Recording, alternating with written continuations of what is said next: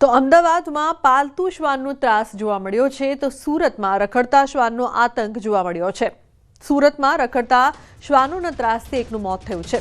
સૈયદપુરા વિસ્તારનો આ બનાવ છે। આ બનાવના સીસીટીવી ફૂટેજ પણ સામે આવ્યા છે। એક યુવાન પાછળ હિંસક આદમખોર રખડતા શ્વાનોનું ટોળું દોડતું દેખાઈ રહ્યું છે।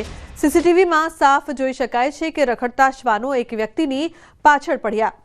આગળ જતા એ યુવક દોડતો દોડતો પડી જાય છે।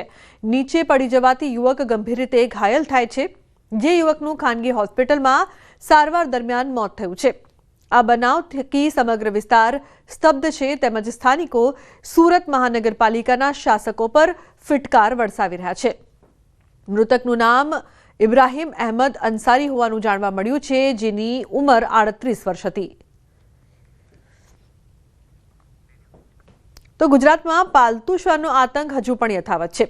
સુપ્રીમ કોર્ટના આટલા નિયમો બાદ પણ શ્વાન કરડવાની ઘટનાઓ અટકવાનું નામ નથી લઈ રહી। શ્વાન રાખવા માટે કેટલાક નિયમો બનાવાયા છે, જેમાંનો એક નિયમ છે લાયસન્સ રાખવાનો। શ્વાન રાખવા લાયસન્સ લેવું ફરજિયાત છે, તો પાડોશીઓની મંજૂરી લેવી તેમજ સોસાયટીના ચેરમેનની મંજૂરી લેવી પણ ફરજિયાત છે। નિયમો બનાવ્યા છતાં શ્વાન કરડવાની ઘટનાઓ થંભવાનું નામ નથી લઈ રહી। છેલ્લા ઘણા સમયમાં રાજ્યમાં અલગ અલગ જગ્યાએ શ્વાન કરડવાની ઘટનાઓ બની છે। વાપી, અમરેલી, જામનગર, વડોદરા, સુરતમાં અનેક વખત શ્વાન કરડવાની ઘટનાઓ બની છે। ત્યારે સવાલ એ થાય છે કે આવી ઘટનાઓ અટકશે ખરા?